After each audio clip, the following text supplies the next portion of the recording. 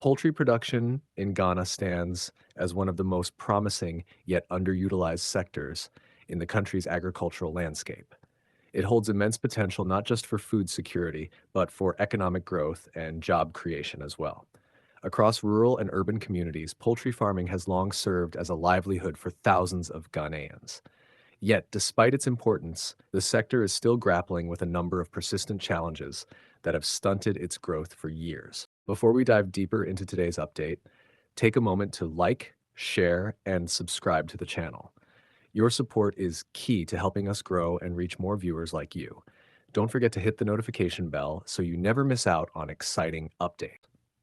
High feed costs, periodic disease outbreaks, limited access to veterinary services, and most significantly, the overwhelming competition from imported poultry products continue to place a heavy burden on local farmers. And while these challenges might seem daunting, they have also revealed unique opportunities for transformation, innovation, and strategic policy direction. According to data from the Food and Agriculture Organization and various reports by the Ghana Poultry Farmers Association, Ghana imports roughly 150,000 metric tons of poultry products every year. These imports, valued between $200 million and $300 million annually, not only underscore the high domestic demand for poultry, but also highlight the alarming dependency on foreign sources to meet that demand. This dependency places enormous pressure on Ghana's foreign exchange reserves and limits the capacity of local farmers to compete in their own domestic market. In simpler terms, local poultry farmers are being edged out, not because of a lack of skill or capacity, but because the odds have been stacked against them. However, the narrative is starting to shift with the introduction of ambitious projects aimed at transforming the poultry industry from the ground up. One of the most noteworthy of these is the Nkoko Nketenkete project, an initiative launched with the objective of increasing domestic poultry production to match local demand. The project is expected to benefit 55,000 households across the country, empowering them to produce eggs and fresh poultry meat for sale. If implemented effectively, this initiative could significantly reduce the nearly $300 million Ghana spends each year on imported poultry, retaining that capital within the local economy and stimulating rural livelihoods. But as promising as the Nkoko project sounds, the real question remains: will it succeed where others have failed? Over the years, Ghana has seen its fair share of poultry projects that started with fanfare quickly faded into obscurity due to poor implementation, lack of coordination, and absence of sustainable models. That's why it's critical that the Nkoko Nketenkete project not only learns from past failures, but also actively draws from successful models that have proven to work.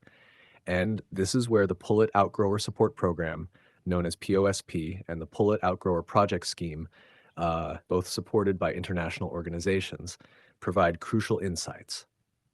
These programs, implemented with the support of the United States Department of Agriculture and Deutsche Gesellschaft für internationale Zusammenarbeit, better known as GIZ, offer textbook examples of what success in the poultry sector looks like. They were both implemented in partnership with a dynamic agribusiness association known as the Apex Body of Women in Poultry Value Chain, or YPVASI Apex Ghana. Their approach was not just about distributing inputs and hoping for the best. It was strategic, systematic, and most importantly, sustainable. Through the POSP program, for instance, beneficiaries received layered day-old chicks, feed, and vaccines, along with training in essential poultry management practices. Each beneficiary was allocated 500 chicks in the Greater Accra, Ashanti, and Brong Ahafo regions. But the real magic of the program was in its repayment model. Beneficiaries raised the chicks to the pullet stage and had the option to either sell or keep them. Regardless of their choice, they repaid the cost of the inputs to the association, which then used the funds to buy another batch of chicks for new beneficiaries. This revolving support mechanism not only ensured accountability, but also created a self-sustaining system that could be scaled across regions. Training was a core component of the program.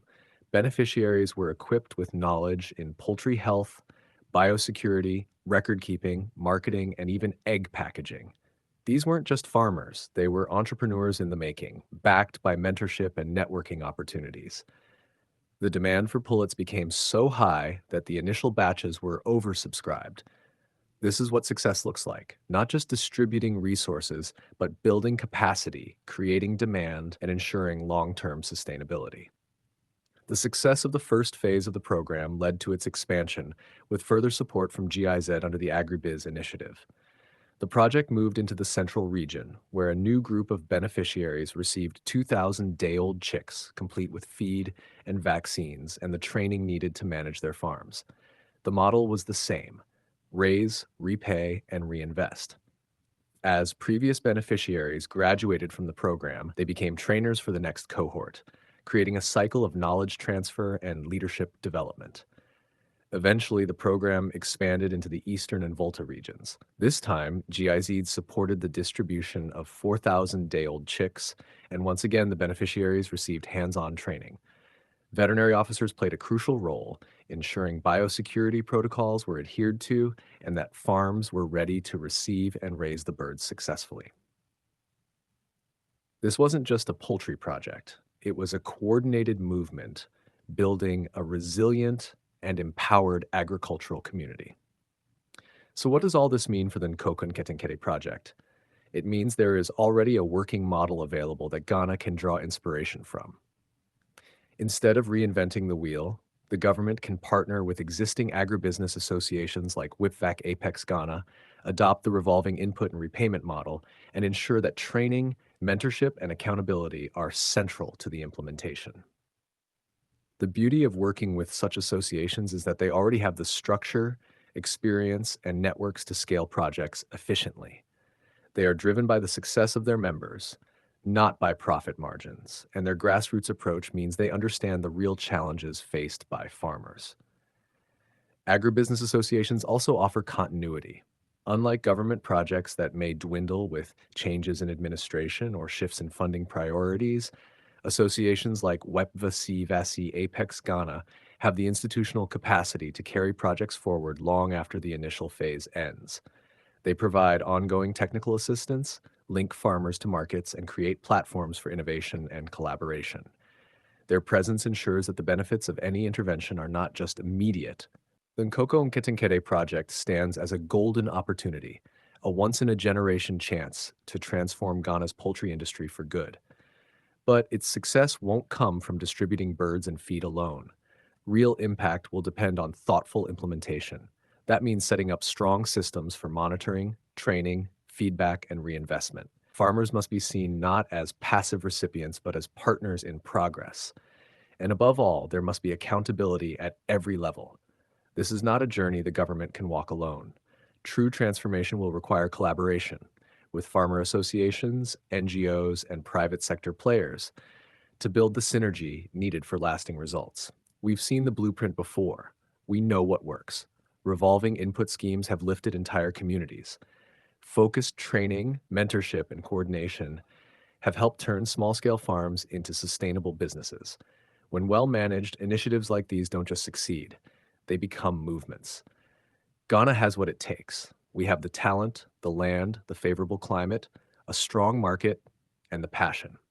What's needed now is a smart, deliberate strategy, grounded in proven success, guided by measurable goals, and fueled by strong partnerships. If the Nkoko and Ketenkete project can bring all these elements together, it will do far more than reduce poultry imports. It will build a strong domestic industry, create thousands of jobs, and ensure that quality, affordable poultry is available in every Ghanaian home. The time to act is now. The time to scale is now.